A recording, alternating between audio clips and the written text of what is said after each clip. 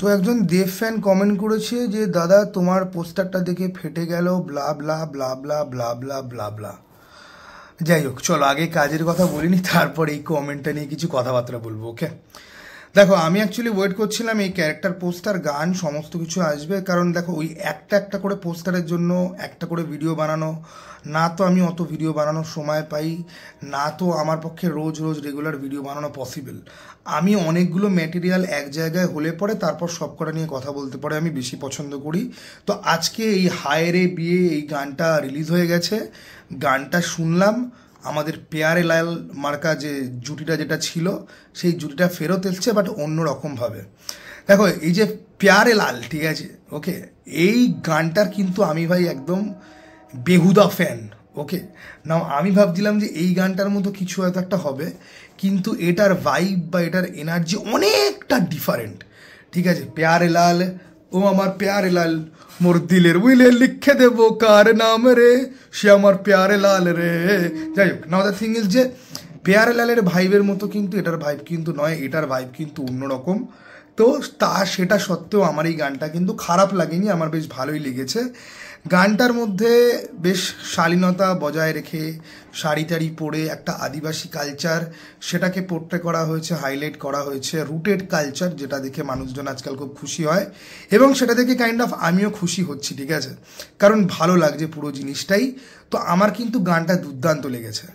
এবার গানের থেকেও যেটা আমি মাস্টারপিস অ্যাকচুয়ালি বলবো, দেবের গতকাল একটা পোস্টার এসেছিল যেখানে সে কুঠার নিয়ে বসে আছে।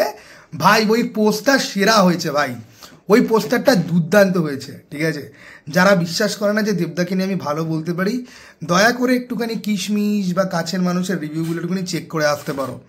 ওকে, নাও দ্য থিং ইজ যে ওই পোস্টারটা আমার ঘ্যামা লেগেছে। অনির্বাণ চক্রবর্তী আর বরখা বিস্টের যে পোস্টার দুটো, এই দুটো ক্যারেক্টারকে নিয়ে না আমি একটুখানি ইন্টারেস্টেড। প্রথম কথা যে অনির্বাণ চক্রবর্তী একটা অন্য ধরনের চরিত্র করছে, সাধারণত উনি খুব ওই ফোর্সফুল কমেডি একেনবাবু করে, যেটা আমার ভাল লাগে না। তো উনি ওই ভটভটিতে বাঘা বলে একটা অ্যাসাসিনের চরিত্র করেছিল, ব্যাদ বলে একটা ওয়েব সিরিজে হইচইতে উনি একটা ইন্টারেস্টিং কিলারের রোল প্লে করেছিল, আর এইখানে তিনি কিন্তু একটা যোদ্ধার ক্যারেক্টার কিন্তু প্লে করতে যাচ্ছেন, মুন্ডা যোদ্ধা টাইপের, যেটা কিন্তু এগেইন খুব ইন্টারেস্টিং হবে বলে আমার মনে হয়। কিন্তু পোস্টারগুলোর কোয়ালিটি কিন্তু ভালো নয়, প্রত্যেকটা পোস্টারের ব্যাকগ্রাউন্ড সেম, জাস্ট খালি কাট আউটটা পিএনজিটা নিয়ে জাস্ট খালি কপি পেস্ট করে দেওয়া হয়েছে। তো ক্রিয়েটিভিটি নেই পোস্টারটার মধ্যে, কিন্তু ক্যারেক্টারগুলোর লুক খুব ইন্টারেস্টিং। বরখা বিস্টকে বহুদিন বাদে বাংলা সিনেমাতে দেখতে পাওয়া যাচ্ছে, একটা নস্টালজিক ফ্যাক্টর কাজ করে, তাকে দেখলে পরেই দেবের সাথে তার প্যারেলাল গানটা সবার আগে মাথায় আসে। তো সেই ফ্যাক্টরটা ধরে আমি বলবো যে বরখা বিস্টও খুব ইন্টারেস্টিং। আরও কিছু ক্যারেক্টার পোস্টার ড্রপ করা হয়েছে যেগুলো আমার ঠিকঠাক অ্যাভারেজ লেগেছে, এমন কিছু নয়, আবার কিছু আলতু ফালতুও কিছু লাগেনি।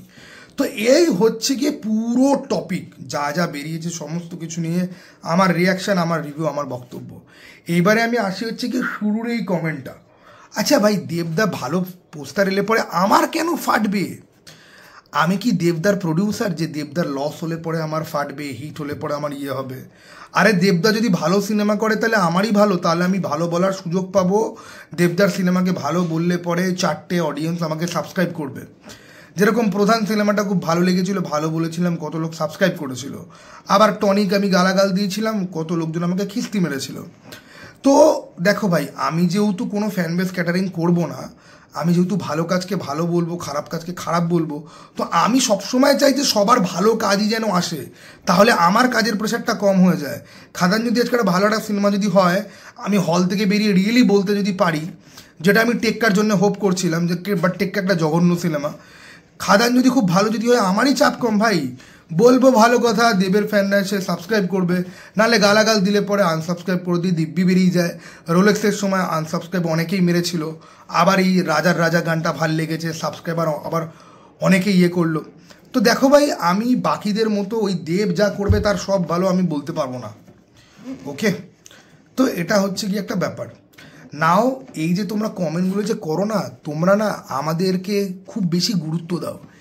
কি আসে যায় যে আমি বাকি ইউটিউবারদের মতো দেবকে খুব পছন্দ করি না, বা পলিটিক্যাল আইডিওলজি আলাদা, বা দেবের অনেক কথার সাথে আমি সমর্থন করি না, তাতে কি আসে যায় তোমার? এত পার্সোনাল নাও কেন? লাইফে কাজ বাজ করো, প্রেম করো 4টে, ঠিক আছে, প্রেম করো, সিনেমা দেখো, ঘুরতে যাও। কোন ইউটিউবার তা আমার ফাটবে? কেন ফাটবে ভাই আমার? আমি দেবজিৎকে নিয়ে অত বেশি বদার্ডি নই। তাদের সিনেমা আসে দেখি, জিতের আমি ফ্যান, দেবের আমি একটু কম ফ্যান, হয়ে গেল, দ্যাটস ইট। এটার মধ্যে বিশাল কিছু নেই যে আজকে দেবদার পোস্টার দেখে কি তোমার ফেটে গেল।